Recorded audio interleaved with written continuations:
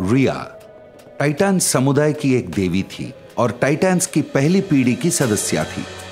ये प्राइमोर्डियन देवताओं की बेटी थी। माता गाया जन्म की देवता और पिता ओरानस। ओरानस और गाया के 6 बेटे और 6 बेटियां थी।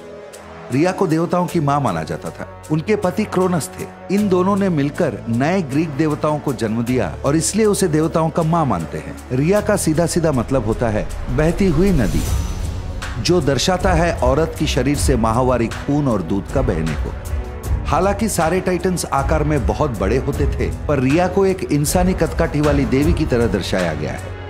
उरानस ने बाद में हेकोटोनक्लेस और साइक्लोप्स को भी बंदी बनाया था, जो कि उसी के संतान थे, क्योंकि उसे डर था कि उसके संतान उसका राज्य छीन लेंगे। फिर गाया ने अपने टाइटन बेटों के साथ मिलकर उरानस के खिलाफ साजिश रची। उरानस को अपदस्थ करने के बाद क्रोनस अपने पिता के स्थान पर जा बैठा, पर यह भविष्यवाणी किया गया था कि उसका भी हालत अपने पिता की तरह होगा और वो भी अपने बच्चों के हाथों अपदस्थ होगा।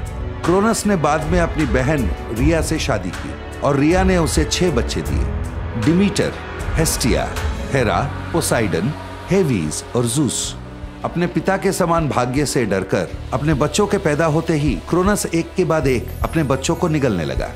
अपने 5 बच्चों को खोकर रिया बहुत गुस्से में थी और उसने तय कर लिया था कि जूस, जो उसका छठा बेटा था, उसे क्रोनस का हाथ नहीं लगने देगी। जब क्रोनस जूस को लेने आया, रिया ने एक पत्थर को जूस के कपड़ों में लपेटकर उसे क्रोनस के हाथ में दे दिया। वो जूस को क्रीट में आइडा पहाड़ पर ले गई और वहां गुप्त में कुछ अप्सराओं के मदद से उसने जूस को पाला। जूस ने अपने भाई बहनों को क्रोनस के चुंगल से मुक्त किया और बंदी हेकेटोनक्लेस और साइक्लोप्स को भी उसने छुड़ाया।